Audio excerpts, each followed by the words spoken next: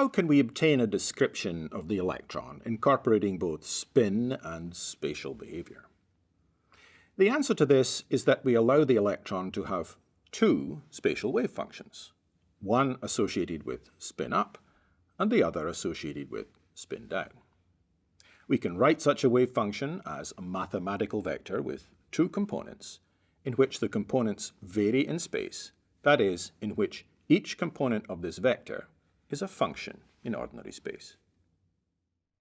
So, if psi is to be the most complete representation of the electron state, including spin effects, we might write the following kind of notation.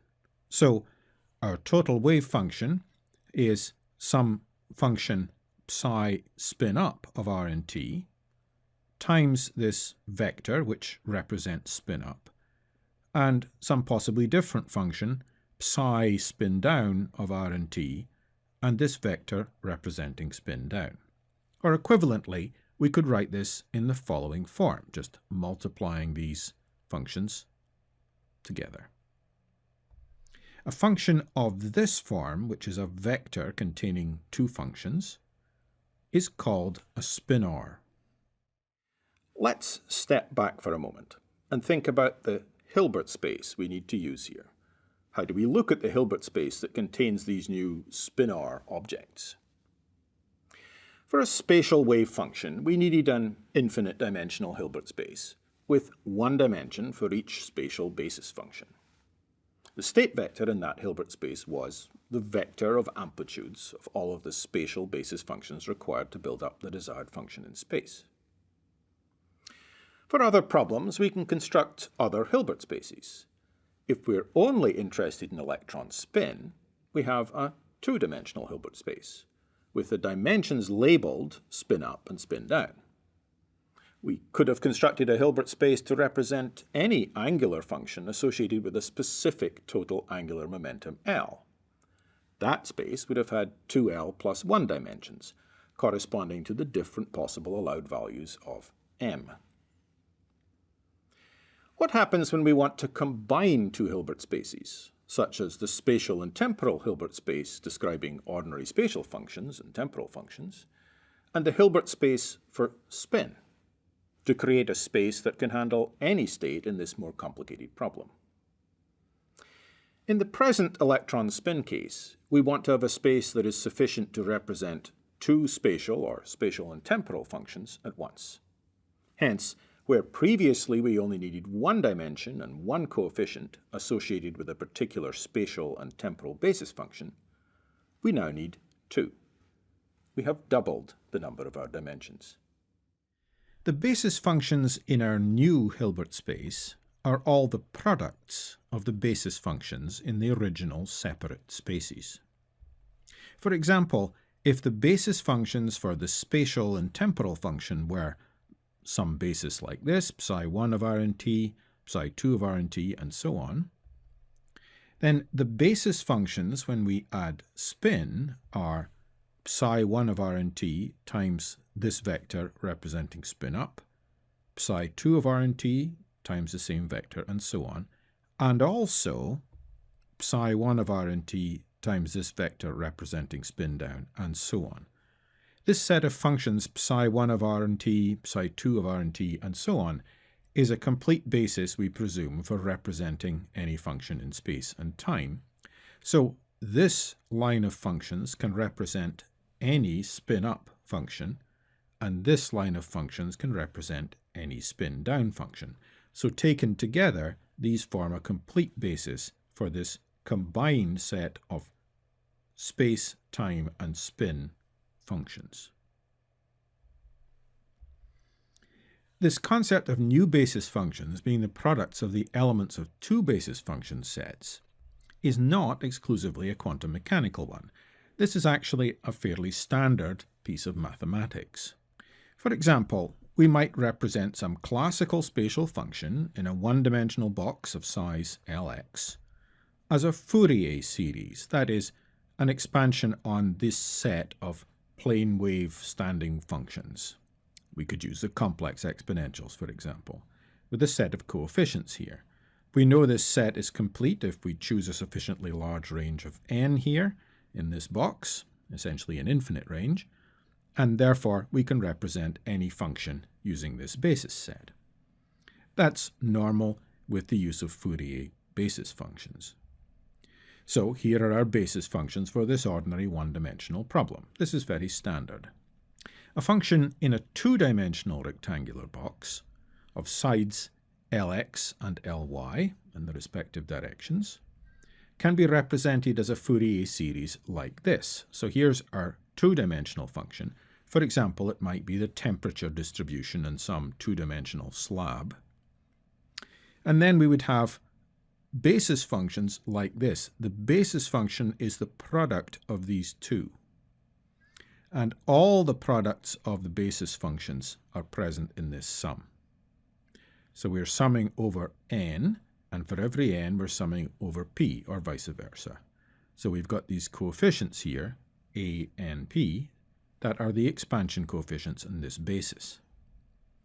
To emphasize, the basis functions now are this product and the set of all of these possibilities for every n and every p. So these are the products of the basis functions of the two Hilbert spaces associated with the two separate problems of functions in x and functions in y. We've constructed a combined basis set that is the products of all of the functions in the two separate spaces. A Hilbert space formed by combining two other spaces and making the new basis functions the products of the basis functions in the different spaces is called a direct product space. The spinors exist in a direct product space, formed by the multiplication of the spatial and temporal basis functions and the spin basis functions. In the electron spin case, we could write the basis functions in Dirac notation in the following way.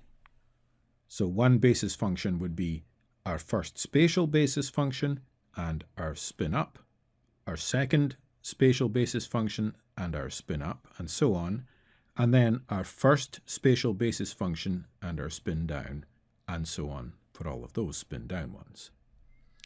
Here we understand that these kets psi j are vectors in one Hilbert space, representing arbitrary spatial and temporal functions, and these vectors, these are kets in another Hilbert space, the one representing only spin functions. These products here are vectors in the direct product Hilbert space. Direct products are products of vectors in different Hilbert spaces to give a new vector in the direct product space, and are sometimes written explicitly using this cross with a circle around it. To be clear, we're talking about direct products. Though mostly we will not use this notation, in a sense it's redundant because otherwise a ket multiplying a ket doesn't mean anything. So perhaps we don't need to use that notation because every time we see a ket multiplying a ket, we will understand what that means. But sometimes it's a good idea to make it explicit. We could also write these products using any of these notations. So this is the notation we used up here. We could be more explicit about the direct product and write it like that. Or we could even just adopt the notation and saying this is a vector in the direct product space, and we will label it with these two labels in here. This is a vector in the direct product space. These are two. Individually, this is a vector in one Hilbert space, and this is a vector in another. And this direct product of them is a vector in the new direct product space, which we could also just label that way. For example, we could write the basis functions of our direct product time, position, and spin Hilbert space as this version here, with the label psi1 spin up inside this ket, and so on. Remember that what is inside a ket is just a label. So this is a label saying that this basis function corresponds to the psi1 spatial and temporal basis function and spin up, and so on all the way along here for all of the spin up ones, and again for all of the spin down ones. With our different notations, we could also write that psi here, as we said before, was this vector, or this one. And we could also write that as psi spin up times a spin up, and psi spin down times a spin down, or this notation here. Direct product spaces occur any time in quantum mechanics that we add more degrees of freedom, or what we call dynamical variables, into the problem, including, for example, adding more spatial dimensions, or more particles, or more attributes, such as spin for individual particles. In a sense, direct products are almost a trivial idea, but we do have to understand that this kind of product is not the same as an inner product or an outer product in a given space. Direct products are, mathematically, products of functions from different Hilbert spaces. They give vectors in a new combined direct product Hilbert space. In that sense, we can think of direct products between vectors, and we can also, in a sense, think about direct products between Hilbert spaces.